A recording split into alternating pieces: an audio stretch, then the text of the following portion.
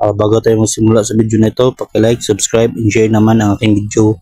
Good day mga master, and for today's video ay nagmamasahe pala ako ngayon. Bali yung namasahe ko pala ay aking pinsan. So bali nagpamasahe siya sa akin kasi galing sila sa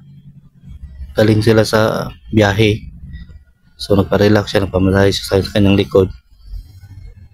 Bali yan palang dalawa nakasama ko dyan sa kwarto ng mga lalaki, mga pinsan ko yan. Yung isa nagpamasahe sa akin kasi masakit daw yung likod niya kasi galing sila ng biyahe. So nagpamasahe siya sa akin kasi nagpamasahe sa akin kahapon para ma-relax naman siya. So yan, nagmasahe lang ko dyan. So ganyan lang pala ako magmasahe. Ganyan ko lang pala magmasahe. Hindi ako masyadong marunong magmasahe, pero nagmamasahe talaga ako. Nagmamasahe ako pag may nagpapamasahe sa akin. So practice lang yan. Practice lang yan ang aking pagmamasahe, pero matagal na ako nagmamasahe. Meron na rin akong video dati na nagmamasahe ako, pero yun ay sa aking eskwelahan kasi nung nag-aaral pa ako ay kumuha ako ng skills na kung paano yung masahe sa aming grade 10. Kumuha ako ng ano bang tawag doon, nakalimutan ko na yung tawag doon, na pag dating mo ng grade 10 dapat kumuha ka ng skills sa TLA na subject mo. Meron kasi yun sa amin sa eskwelahan namin, kaya yun yung pinili ko kasi mahilig ako magmasahe. Tsaka ano ako yung bang nakakaayos ng mga pilay, ang tawag dito, yung sa tawag dito sa Cebu ay suki, pero hindi ko alam sa Tagalog kung ano yung tawag dyan. Yan, ganyan lang magmasahe.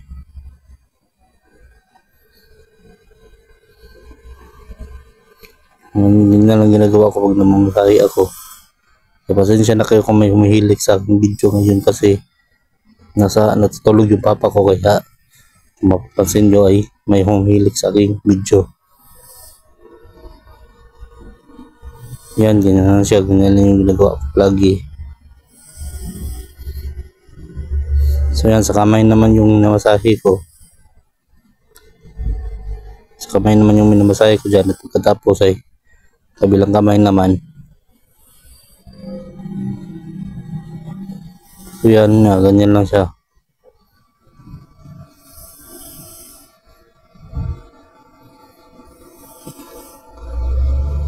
Yan, so habang namasahe ko yung pinsan ko, nag-uusap din kami. Yung pamasahe lang yan siya kasi nagmaneho siya kahapon papunta dito ng Cebu kasi galing ba sila naman dyan.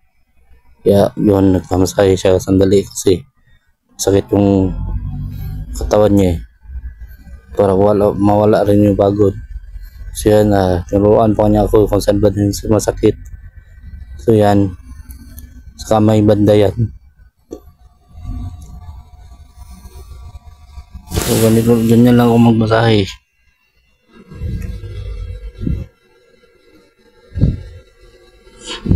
Tapos sabi niya pati yung paa ay isama ko rin sa pagmamasahe. So yan, kabilang kamay naman yung mamasahiin ko. So minsan pala may pamamasahe sa akin, katulad yung Sabado ay may magpapamasahe rin sa akin. At nung kanina bago yan may nagpamasahe pa sa akin, pero hindi pala ako nakapag-video. So yan, binidyohan ko para ma-upload ko sa aking channel at papanood naman ng mga subscriber ko kung paano ako magmasahe. Kasi nung last na nag-video ako nung nagmasahe ako ay sandali lang naman yun. So konting practice lang, konting practice na lang, mas gagaling pa ako. Hindi pa kasi ako masyadong marunong talaga magmasahe. Kaya yan, So tinatanong ko rin yung aking customer kapag may pamasahe sa akin. Tinatanong ko kung saan niya banta gusto masahiin yung kamay. Well, I mean masahiin. Sorry. So yan pala, kamay niya yung minamasahe ko. Hindi lang siya nakita. So ganyan lang ako masahe. So pasensya na kasabi sa Uber ko ulit kasi may natutulog kaya kung mapapansin nyo may humilik. So yan, ganyan lang. Kabilang kamay naman niya yung mamasahiin ko.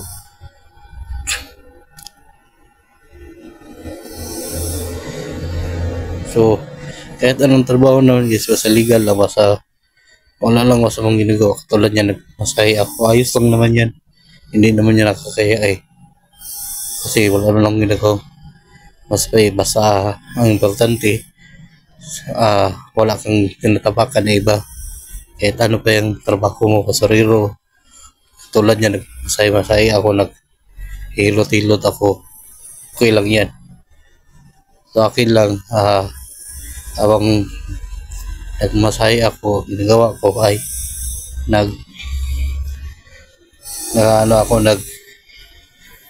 nag-video rin ako kasi para may pang-upload din ako sa aking YouTube kasi madalang lang akong naka-upload So halo-halo pala yung video ko, hindi wala akong content na focus na content, halo-halo yung aking content. Ayan, ganyan lang siya.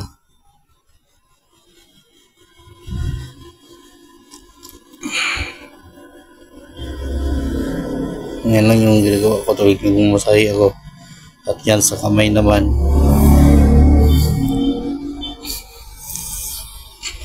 Kamay naman niya yung minamasahe ko. So malapit na pala itong matapos yung video. So nag-uusap pa nga kami dyan kasi natanong sa akin kung ba't ako nagbe-video. Sabi ko, i-upload ko sa YouTube. So doon ako natulog sa kanilang tinulugan kagabi, sa listahan nila kagabi kasi sila ng probinsya ngayon. Kaya yan doon ako natulog. So hanggang dito na lang, bye bye.